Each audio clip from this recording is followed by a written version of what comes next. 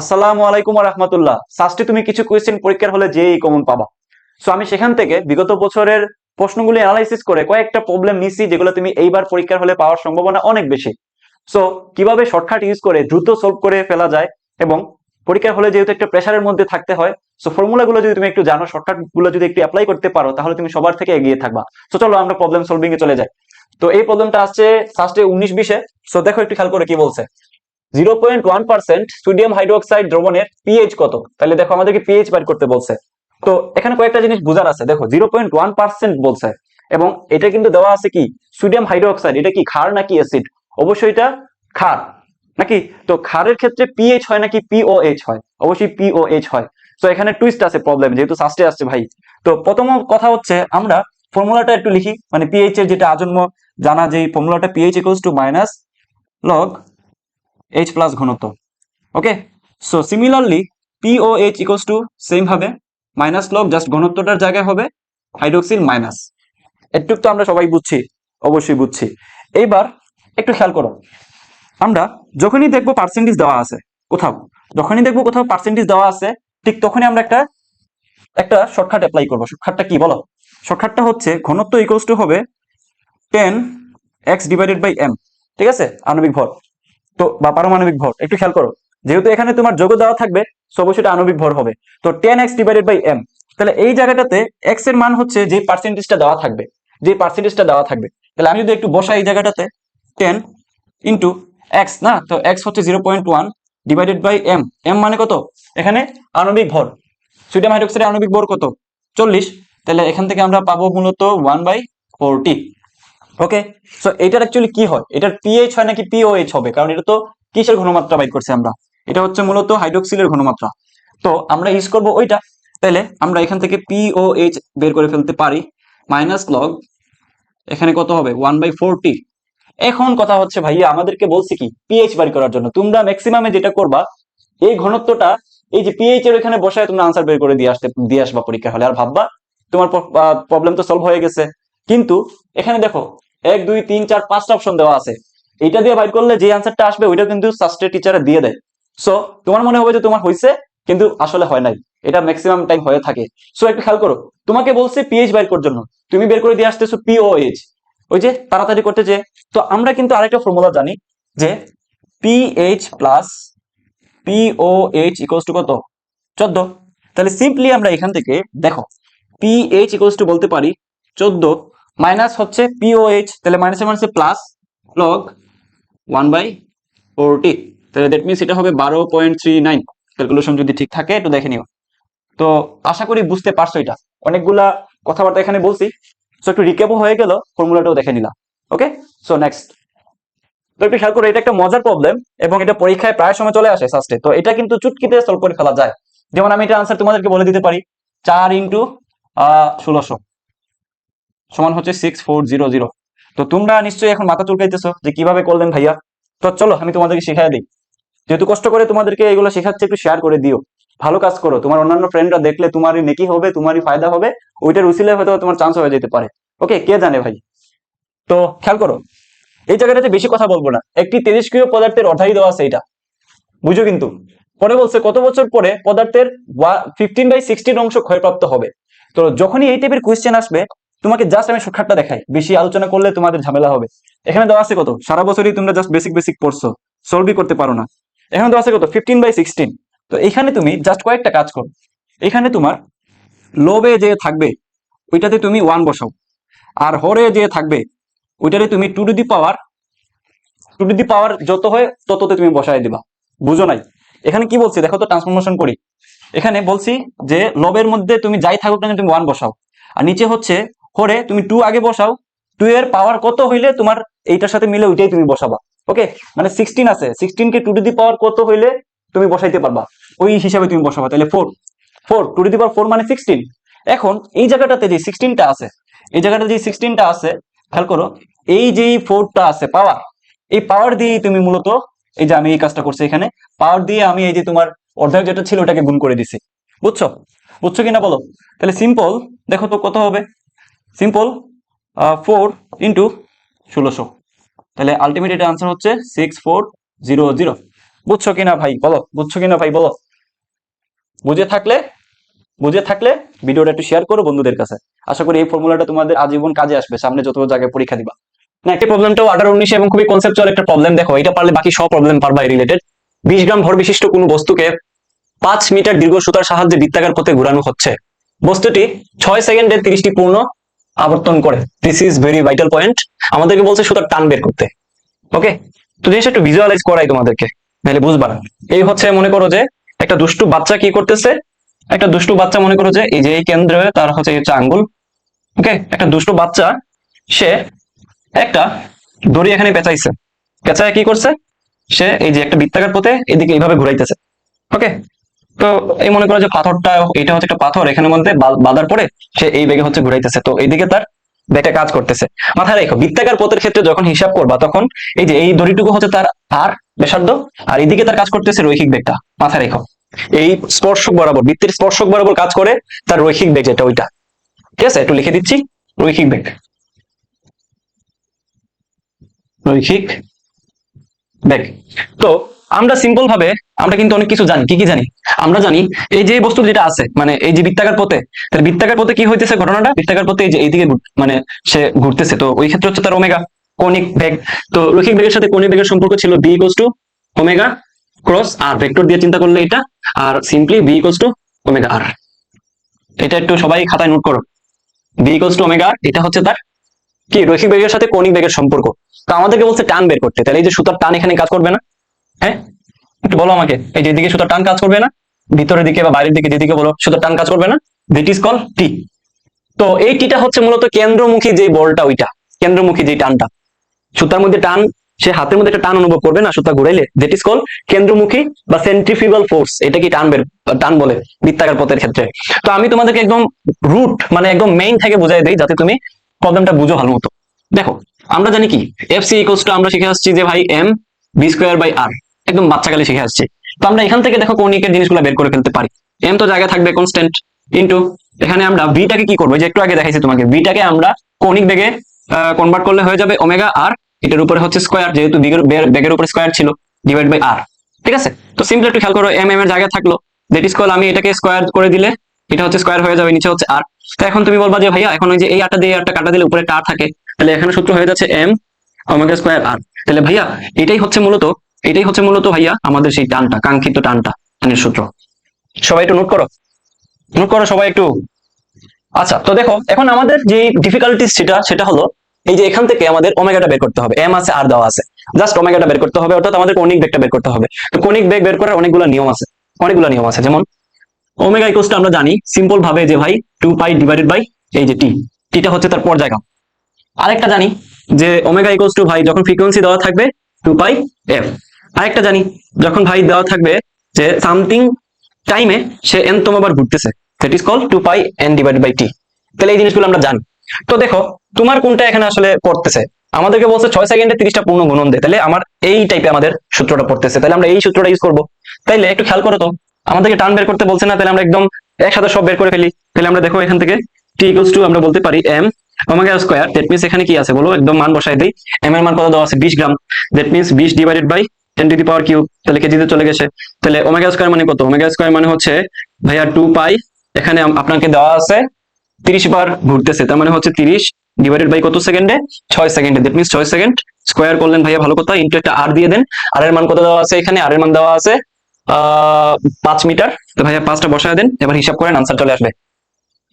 দেখো একটু বড় but easy, 20 divided by 1000 into দেখো 2 পাই ইনটু 30 ডিভাইডেড বাই 6, এটার উপরে স্কয়ার ইনটু 5, তাহলে আনসার চলে আসে আমাদের 98.69। 98.69 মানে হচ্ছে 98.7, 98.7। এখানে কি বলছে যে কিউ এবং 4 কিউ আধান 1 মিটার দূরত্বে রাখা আছে, সংযোগ রেখার কিউ আধান থেকে কত দূরে তড়িৎ প্রাবল্য শূন্য হবে। দেখো ভেরি ভেরি ইম্পর্টেন্ট কোশ্চেন, এটা যে কোনো ভার্সিটিতে আসে, একাডেমিকের এমসিকিউতে আসে, সব জায়গাতে এটা আসে। তো চলো, এটা অনেক বেশি ইম্পর্টেন্ট। আচ্ছা, এটা আমরা কিভাবে করব, খেয়াল করো। প্রথমে আমি একটু বেসিক থেকে বলি, কিউ এবং 4 কিউ আধান 1 মিটার দূরত্বে রাখা আছে, বলা আছে সংযোগ রেখার কিউ আধান থেকে কত দূরে তড়িৎ প্রাবল্য শূন্য হবে। দেখো আমি প্রথমে ধরি, এখানে আমার একটা কিউ 1 আছে, এখানে আমার একটা কিউ 2 আছে, ঠিক আছে। তো এখানে একটা কিউ 1 আর এখানে যদি একটা কিউ 2 থাকে, আমি ধরে নিলাম তাদের, আচ্ছা দেখো তো বলছে প্রাবল্য শূন্য হবে। প্রাবল্য কিসের বেশি হিসাব করা হয়, একটা 1 কুলম্ব চার্জ, হ্যাঁ, এখন চিন্তা করো, আমি যদি ধরে নেই তাদের যে সংযোগ রেখা, হ্যাঁ তাদের যে সংযোগ রেখা, এই হচ্ছে তাদের সংযোগ রেখা, আমি ধরে নিতেছি। এখন তাদের এই যে সংযোগ রেখা, তুমি চিন্তা করো তো, যদি বাহিরে কোথাও প্রাবল্য আমি শূন্য মনে করি, প্রাবল্য মানে কি, এখানে যদি একটা 1 কুলম্ব চার্জকে রাখি তাহলে এক্স্যাক্টলি আর উপরে যে বলটা প্রযুক্ত হয়, তাহলে এখানে যদি একটা 1 কুলম্ব চার্জকে তুমি রাখো, ওর উপরে কতটুকু ফোর্স কাজ করবে? সেখানে একটা 1 কুলম্ব চার্জকে রাখলে ওর উপরে ফোর্স কাজ করবে কোন দিকে? এই দিকে, তাই না? কারণ ও তো প্রশ্নে কিছু বলে না, আমি এটাকে প্লাস ধরতেছি। হ্যাঁ, এখন প্লাস না মাইনাস আমি জানি না, আমি প্লাস ধরতেছি, কারণ দুইটারই চার্জ হবে সেম সেম। আচ্ছা, ওকে কি করবে? এদিকে বিকর্ষণ করবে, এম আই রাইট? এদিকে ওকে বিকর্ষণ করবে। আচ্ছা, ঠিক সেম ভাবে ওকে যদি ও যদি প্লাস হয় তাহলে এটাও তো প্লাস, মানে আমি ধরতেছি দুইটাই সমধর্মী। হ্যাঁ, তাহলে ও কি করবে ভাইয়া, খেয়াল করো, ও তো বিকর্ষণই করবে, তাহলে Q2 এর দিক কোন দিকে থাকবে? এইদিকে। তাহলে দুইটা ভেক্টর যদি এই দিকে কাজ করে, একই দিকে কাজ করে, কোনোদিন কি এখানে লব্ধি জিরো হওয়া পসিবল না, কাজেই বাইরের কোনো পয়েন্ট আমার গ্রহণযোগ্য না। আচ্ছা, আমি যদি এবার মাইনাস চিন্তা করি দুইজনকে, খেয়াল করো, দুজনকে আমি প্লাস চিন্তা করছি, প্লাস চিন্তা করলে বাইরে কিন্তু লব্ধি প্রাবল্য শূন্য আসে না, দেখলাম। প্লাস চিন্তা করলে কিন্তু হচ্ছে না। যদি মাইনাস চিন্তা করি, খেয়াল করো, মাইনাস প্লাসকে আকর্ষণ করবে, তার মানে দিকটা হবে এই দিকে। হ্যাঁ, ওর মাইনাসটাও কি ওকে আকর্ষণ করবে, তাহলে দুইজনের জন্য কি দিকটা হয়? একই দিকে, একই দিকে। তাহলে আমাকে বলো, এই ক্ষেত্রেও কি পসিবল? মানে দুইজন যদি সমধর্মী চার্জ হয় তাহলে বাইরের কোথাও কি আমার লব্ধি প্রাবল্য জিরো হওয়া পসিবল না। তো ভালো মতো খেয়াল রাখবা যে সমধর্মী চার্জ হলে অভ্যন্তরে প্রাবল্য শূন্য হয়, অভ্যন্তরে কোনো একটা বিন্দুতে প্রাবল্য হয় জিরো। ওকে, লব্ধি হয় জিরো অভ্যন্তরে। আচ্ছা, তাহলে এখন আমি ধরি অভ্যন্তরে প্রাবল্য শূন্য। অভ্যন্তরে যদি শূন্য হয়, আমি ধরে নিতেছি Q1 থেকে x পরিমাণ দূরে এই বিন্দুটা আছে, অর্থাৎ এইখানে আমার প্রাবল্যটা শূন্য। ঠিক আছে, তো এইখানে যদি আমার প্রাবল্য শূন্য হয়, তাহলে খেয়াল করো, আমরা ওর থেকে যদি আমি ধরছি, এই যে আমি ডান সাইড থেকে প্লাস ধরতেছি, পজিটিভ ডিসটেন্স ডান সাইডে। হ্যাঁ, পজিটিভ ডিসটেন্স ডান সাইডে আমি ধরতেছি, তাহলে কারণ এই দিকটা প্লাস। ওকে, তাহলে এখন দেখো আমি লিখতে পারি কি, আমি লিখতে পারি হচ্ছে, আমি আসলে চাচ্ছি কি, E1 এর ভ্যালু হবে ইজ ইকুয়াল টু E2, এটাই তো চাচ্ছি, তাই না? দুইটার মান সমান, দিক বিপরীত।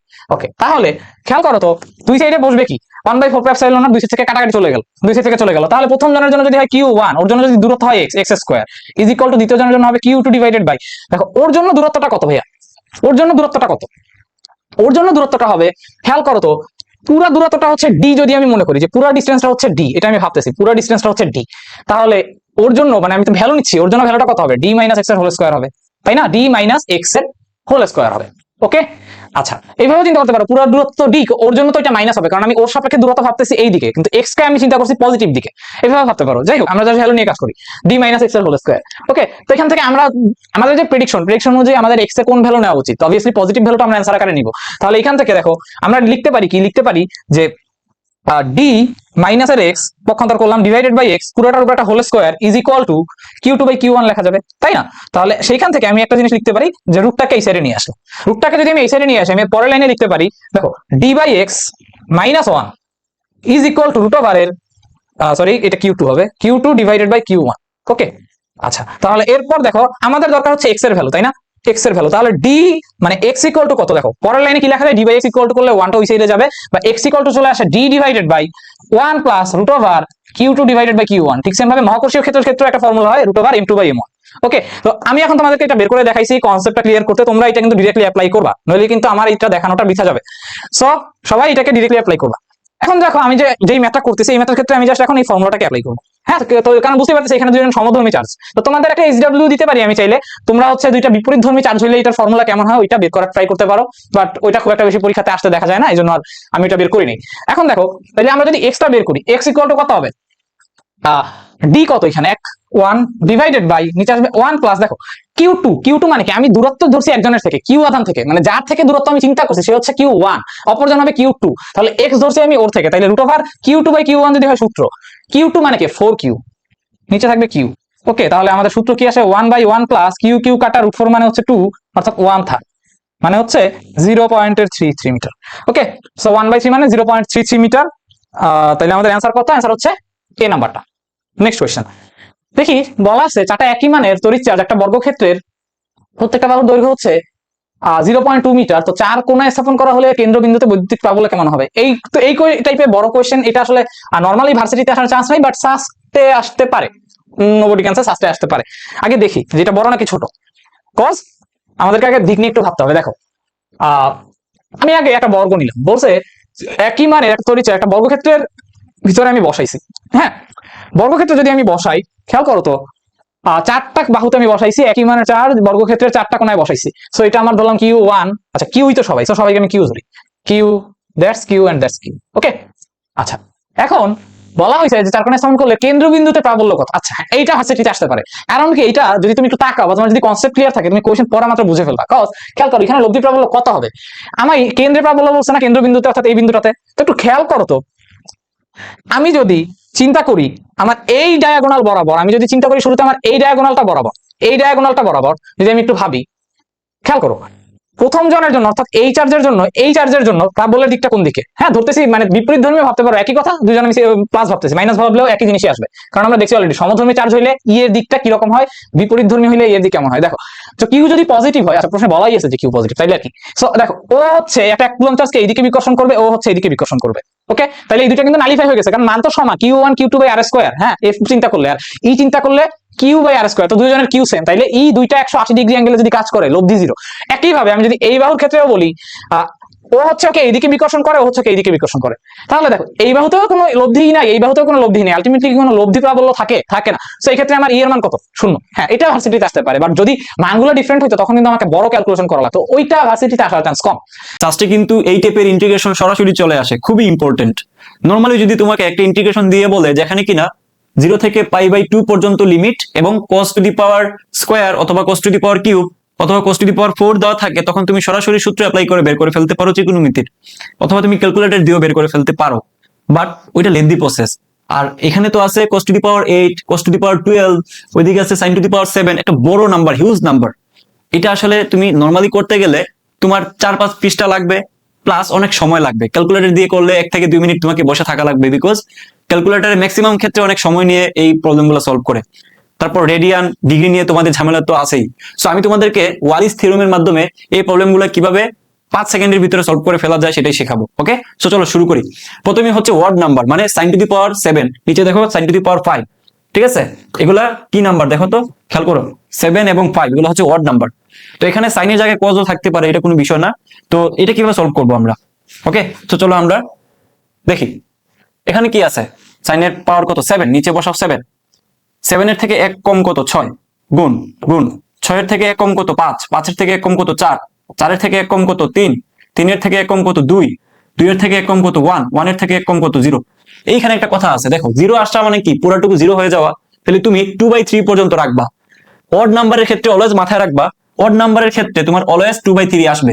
তো 2/3 যখন আসবে তখনই তুমি থেমে যাবা, তখন তুমি আর 0 আর 1 নেওয়ার দরকার নাই। বুঝা গেছে?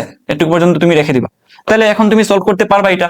এখানে কি আসে দেখো, তাহলে আমি যদি একটু কাটাকাটি করি, তাহলে 3 দুগুণা 6, তাহলে উপরে আসবে হচ্ছে 16/35। এটাই হচ্ছে আমাদের আনসার। বুঝা গেছে? বুঝছো এটা? এটা বুঝে থাকলে এই প্রবলেমটা সলভ করো। এবং এখানে আসলে মানে কনফিউশনের কিচ্ছু নাই।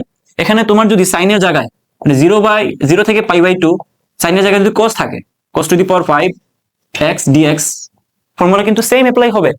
এটা একটু তোমরা করো নিজেরা খাতায়, কমেন্ট করে জানাবা। এবার চলে আসে হচ্ছে ইভেনের ক্ষেত্রে কাহিনী কি ঘটে।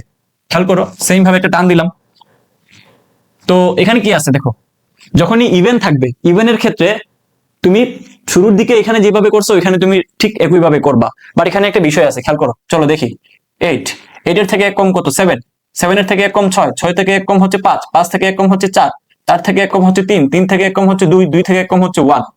একটু খেয়াল করো লাস্টে কত আসবে। অলওয়েজ তোমার এই জায়গাটাতে কি আসবে, হাফ আসবে, হাফ আসবে, হাফ আসবে। তো যখনই তোমার লাস্টে হাফ আসবে, ঠিক তখন তুমি একটা π/2 জাস্ট গুণ করে দিবা। তাহলে এটা আনসার কি হবে? এটা আনসার হবে, একটু গুণ করো, গুণ অঙ্ক তো পারো এটা, এবং চুটকিতে তুমি সলভ করে ফেলতে পারবা। বড় হবে 35, নিচে হচ্ছে হবে 128, যদি ভুল করে না থাকি। গুণ অঙ্ক তো আর পারোই, সলভ করে দেখো। তাহলে একই ভাবে তুমি কিন্তু এইটাও সলভ করতে পারবা, পারবা না?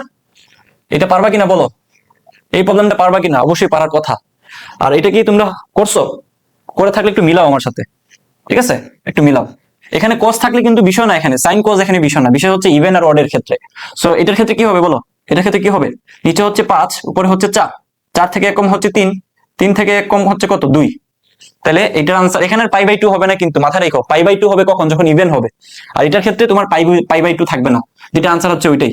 তাহলে এখানে কত হবে দেখো তো, 4 দুগুণা 8, 3 5 কত, 15। এটা হচ্ছে আনসার। বুঝছো কিনা বলো, বুঝা গেছে কিনা? তাহলে এটা পারবা কিনা তোমরা? অবশ্যই এটা পারার কথা। যদি না পারো একটু আমি তোমাদেরকে আবার একটু দেখাই দিই।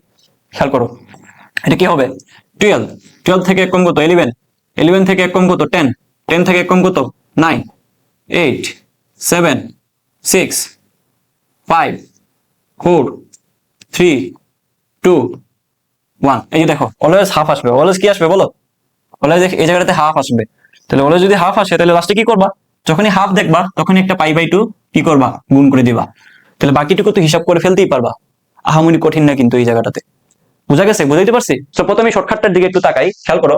আমরা নরমালি কি জানি যে integration of x dx equals to x square divided by 2, তাই তো? তো যখন আমরা এই জায়গাটাতে এক্স না দিয়ে মডুলাস অফ এক্স দিয়ে দিব, তখন ফর্মুলাটা হয়ে যাবে একটা এক্স বাইরে আর একটা এক্স মডুলাসের ভিতরে divide by 2। X square by 2 ছিল না? তাহলে দুইটা এক্স মানে তো এক্স স্কোয়ার। তাহলে যেহেতু মডুলাস আছে তাহলে ফর্মুলার অনুসারে একটা এক্স হচ্ছে মডুলাসের ভিতরে হবে। আরেকভাবে বোঝাই, মনে করো যে ইন্টিগ্রেশন অফ মির্জা নামে একজন মানুষ ডিএক্স ইকুয়ালস টু, দেখো একটা মির্জা বাইরে থাকবে আর একটা মির্জা মডুলাসের ভিতরে থাকবে ডিভাইড বাই 2। বুঝতে পারছি? চলো এবার আমরা অ্যাপ্লিকেশন দেখি। অ্যাপ্লিকেশনটা দেখলেই তোমরা খুব ভালো মতো বুঝতে পারবা। তো এই প্রবলেমটা -2 থেকে 5 পর্যন্ত হচ্ছে লিমিট দেওয়া আছে। তাহলে সেম ভাবে একটু খেয়াল করো, integration of -2 5 x dx equals to আমরা ফর্মুলা অনুসারে কি লিখতে পারি বলো তো? x আর একটা x ভিতরে ডিভাইড বাই 2। তাহলে এখানে লিমিট আছে কত? -2 থেকে 5 পর্যন্ত, তাই তো? তাহলে একটু খেয়াল করো, আমরা যদি আপার লিমিটটা বসাই তাহলে 5 ডিভাইডেড বাই 2 মাইনাস, খেয়াল করো মাইনাস, আর এই যে মাইনাস যেটা আছে এটা একটা মাইনাস, প্লাস মডিউলাস ভিতরে একটা মাইনাস ডিভাইড বাই 2। তোমরা তো অবশ্যই লিমিট বসাইতে জানো, তাই না? তাহলে একটু খেয়াল করো তো, এখানে 25/2 আর এই মাইনাসে মাইনাসে প্লাস, আর মডিউলাসের ভিতরে -2 মানে তো +2, আলটিমেটলি 4/2। তাহলে এটা আনসার কত হবে? 29/2। বুঝছো কিনা বলো? তো পরেরটা তোমরা নিজেরা করো, পরীক্ষায় আসবে কিন্তু, এবং শেষে মিলায় নিও। তো এখানেও সেম হবে, একটা মডিউলাসের বাইরে থাকবে x-5 আর একটা থাকবে মডুলাসের ভিতরে x-5 ডিভাইডেড বাই 2। ওকে, তো যেহেতু এখানে লিমিট আছে আমরা লিমিটটা বসাবো। লিমিটটা কত? -10 থেকে 10। ওকে, তো আমি যদি প্রথম আপার লিমিটটা বসাই তাহলে এখানে হবে 5 আর এখানে 5, তাহলে 5 5 25 ডিভাইডেড বাই কত? 2 মাইনাস। এবার দেখো এখানে হবে -10 -5 মানে -15, ভিতরে হবে মডুলাস অফ -15 ডিভাইড বাই 2। ওকে, তাহলে সিম্পল হিসাব, মাইনাসে মাইনাসে প্লাস, তাহলে এখানে হবে 25 ডিভাইডেড বাই 2 প্লাস এখানে 15 কত হবে? মডুলাসের ভিতরে -15 মানে +15, তাহলে এখানে হবে 225 ডিভাইড বাই 2। আলটিমেটলি এটা आंसर হচ্ছে 250 ডিভাইড বাই 2 মানে হচ্ছে কত? 125 आंसर। বুঝা গেছে তো? তো এগুলা পরীক্ষায় আসলে আশা করি তোমরা খুব তাড়াতাড়ি आंसर করে দিয়ে আসতে পারবা। আর দেখতেছো আর অ্যান্সার করতেছো, কয়েকটা সেকেন্ড শুধু তোমার টাইম লাগবে। কিন্তু তুমি যদি ম্যাথ করতে যাও তাহলে কিন্তু অনেক টাইম চলে যাবে। তাই তোমার ফার্স্টে 19 বিশ্লেষণে আসছে, তাই অধিবৃত্তের অসীমতর দ্বয়ের ঢালের গুণফল কত? ওকে, এটা একটা সুন্দর একটা ম্যাথ আসছে। তো দেখো আমরা জানি কি অসীমতটের সমীকরণ কি হয়, একটা হচ্ছে y equal plus b by a into x, আর একটা হচ্ছে y equal minus b by a into x. অধিবৃত্তের সমীকরণ কি? X square by a square y square by b square equal 1, কিংবা অন্যটা হলে সেম। এটা দুইটার ক্ষেত্রেই অসীমতট সেম। এটা হচ্ছে অসীমতট। তো এই অসীমতট দ্বয়ের ঢাল কত কত? একটা ঢাল হচ্ছে বি বাই এ আর একটা ঢাল হচ্ছে মাইনাস বি বাই এ। আমার লাগবে কি? ঢাল দ্বয়ের গুণফল। তাহলে খেয়াল করো, ঢাল দ্বয়ের গুণফল। তো গুণ করলে কত আসবে? একটা হচ্ছে বি বাই এ আর একটা হচ্ছে মাইনাস বি বাই এ। তাহলে আলটিমেটলি থাকতেছে কত? Minus b square by square না? তাহলে ঢাল দ্বয়ের গুণফল কত হবে? Minus b square by square. তো এটা আমরা কিভাবে মনে রাখতে পারি? এখানে একটু খেয়াল করো, আমাদের বি কি ছিল বলতো? বি স্কোয়ার কিন্তু দেখে বোঝা যাচ্ছে না, বাট যদি 1/b স্কোয়ার থাকতো তাহলে কিন্তু আমরা বুঝতে পারতাম। তাহলে এটা কিভাবে চিন্তা করবো? এটা চিন্তা করবো এভাবে, মাইনাস ছিল, এই যে 1/a স্কোয়ার আছে, তাহলে এই যে 1/a স্কোয়ার, আর এই যে বি স্কোয়ার যে আছে, এই বি স্কোয়ার কে কি লিখতে পারি? বি স্কোয়ার কে যদি আমরা নিচে নিয়ে আসি, নিচে নিয়ে আসলে লিখতে হবে কি হবে?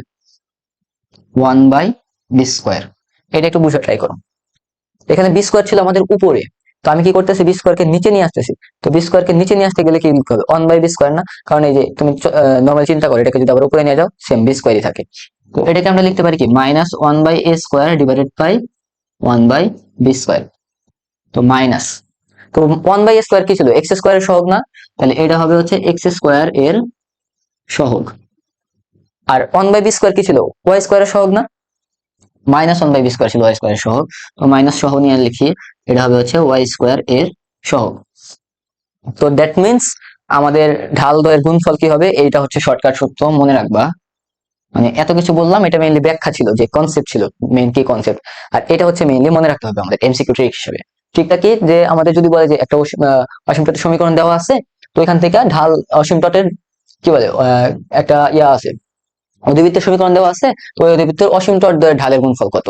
তাহলে অ্যান্সার কি হবে, এক্স স্কোয়ারের সহগ ডিভাইডেড বাই ওয়াই স্কোয়ারের সহগ, অর্থাৎ এক্স স্কোয়ারের সহগ এবং ওয়াই স্কোয়ারের সহগের রেশিও শুধু আমরা চিন্তা করব। তো এখানে খেয়াল করো, এক্স স্কোয়ারের সহগ কত আছে 4 ডিভাইডেড বাই ওয়াই স্কোয়ারের সহগ কত আছে -9, তার মানে ঢাল দ্বয়ের গুণফল হবে 4/-9, দ্যাট মিন্স এটা হচ্ছে অ্যান্সার। দেখছো, মানে এরকম যদি তুমি ট্রিকটা জানতে পারো তাহলে কিন্তু ইজিলি শুধু দেখতেছো আর অ্যান্সার করতেছো, কয়েকটা সেকেন্ড শুধু তোমার টাইম লাগবে। কিন্তু তুমি যদি ম্যাথ করতে যাও তাহলে কিন্তু অনেক টাইম চলে যাবে। তোমার ফার্স্টে 19-20 সেশনে আসছে।